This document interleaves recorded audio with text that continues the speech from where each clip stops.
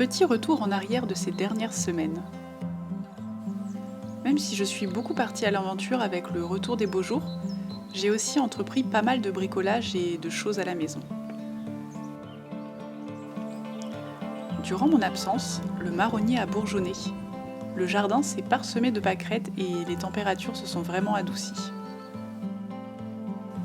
J'aime vraiment cette saison car elle me redonne l'énergie nécessaire pour me lancer dans tout un tas de projets que j'avais mis dans un coin de ma tête durant l'hiver. Je n'ai pas plus grand plaisir que de bricoler au soleil dans le jardin. Je me suis donc lancée dans une construction d'un nouveau carré potager, qui m'a pris beaucoup de temps encore une fois. Car, comme l'année dernière, je suis partie de palettes que j'ai démontées pour construire la totalité du bac potager.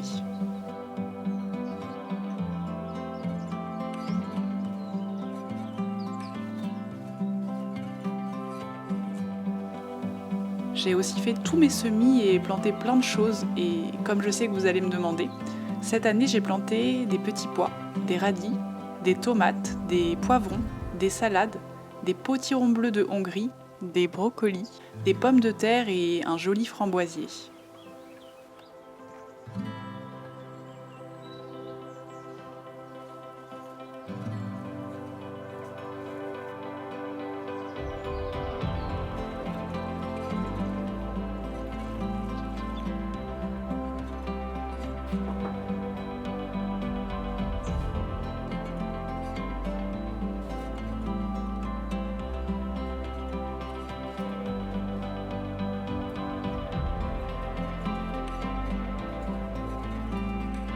Ce que j'aime aussi beaucoup à cette période de l'année, c'est qu'il faut veiller sur les petites plantes qui poussent avec délicatesse. Les journées ont bien rallongé et je peux maintenant rester travailler assez tard au jardin les jours de beau temps. Ce qui me rend particulièrement heureuse car les ambiances au jardin, tout le matin ou en fin de journée, sont mes préférées.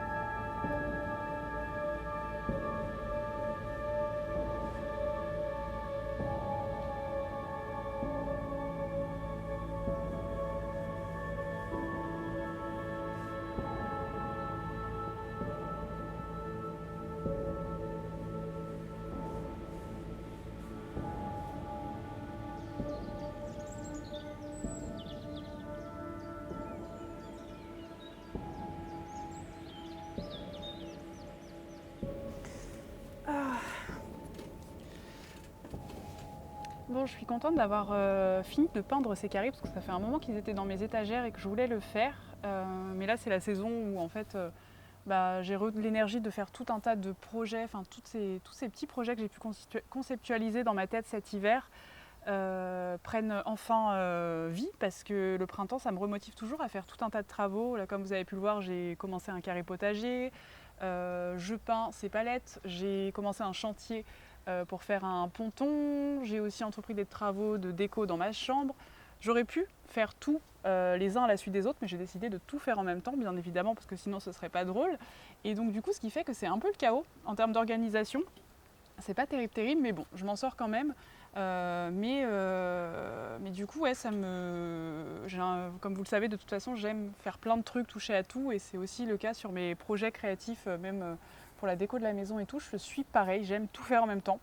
Et c'est vrai que parfois, ça peut me stresser un petit peu parce que, en termes d'organisation, c'est un peu galère.